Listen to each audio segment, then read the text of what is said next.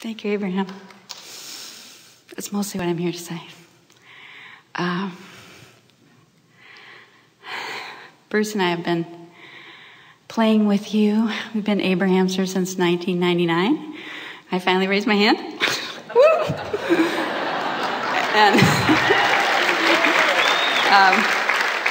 And so I just want to express my love and appreciation and ask you if all of us here were to focus into that love and appreciation for you.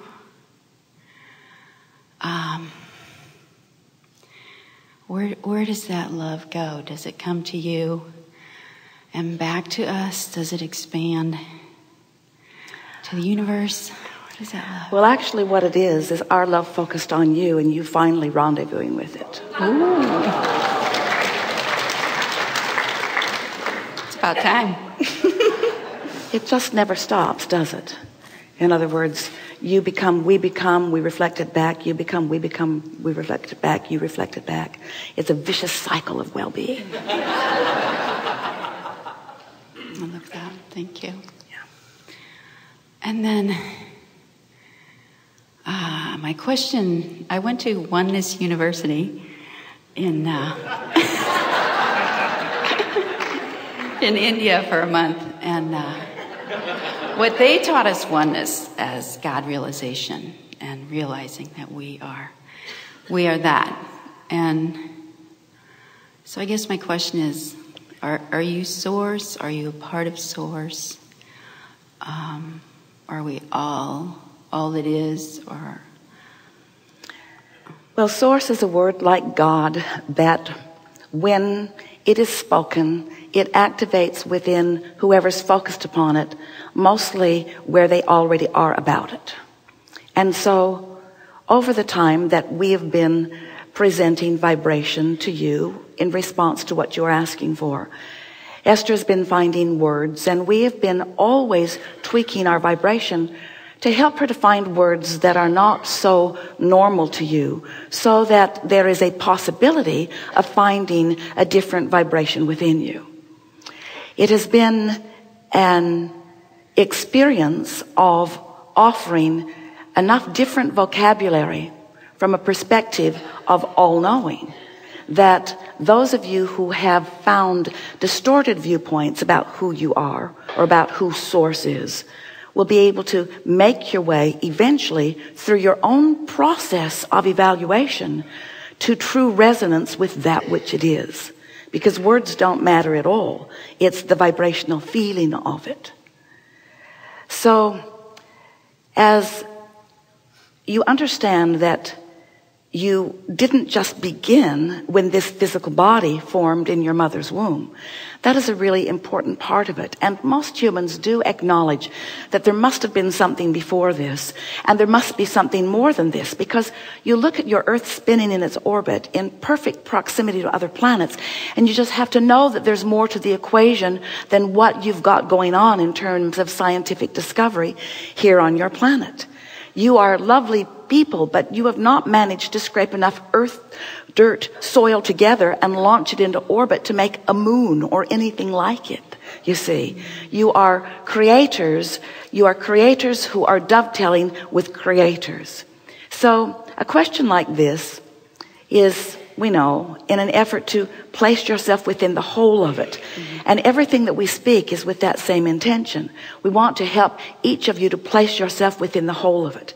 And it's why we explain to you that you are more than this physical body, and that you were Source before you came into this body. And even though you're focused into this personality, the larger part of you is still Source. And that larger part of you that is Source is still offering a vibration that you have awareness of, whether you realize it or not. That's a strange statement. You have awareness of it whether you realize it or not, because you have emotion that indicates your alignment or discord with that vibration, which is the larger part of you. But then we explain over a lot of time, and if you've been listening to us for a while, you've heard all of this evolution of explanation, that here you are in your human form, exploring this magnificent leading edge environment and coming every day, many times in every day, to new conclusions about what you would want. In other words, you expand vibrationally. But as humans who are fixated on old ways of thinking of things, you usually don't ride your rocket of expansion, not at first, but you expand and then you feel your relationship to your expansion. And that relationship to your expansion feels like aligned with it, feels wonderful, not so much aligned with it, not feeling so wonderful. So as that happens, then we stand inside what we are calling your vortex, holding the perspective of that which you want to call source, we do too, which just expanded and evolved as a result of that last rocket you just sent. So how do you separate what you are and what you do from who we are and what we do when we are all focused upon motion forward, on joyous expansion? So your closer examination of life causes you to, with more detail, ask. That's what the evolution of all species is about. And as you ask, we become the culmination of what you've asked for. So that which you want to call God has expanded as a result of you, and you cannot separate your part from that. Not the part that you played before you came, and certainly not the part that you are playing now. So Source has expanded. All that is reveling. We're all on that high-flying disc, and we are aware of you who launched every rocket. So in our awareness of you, in our acknowledgement of your value, in our appreciation of who you are and what you have just accomplished, we hold steady that vibration, knowing that eventually you're going to find resonance with the wholeness of that which you are again. And as you find that resonance, that's that love you are claiming to feel for us. As we stated, what you've actually done is rendezvoused with the entirety of that which you have become.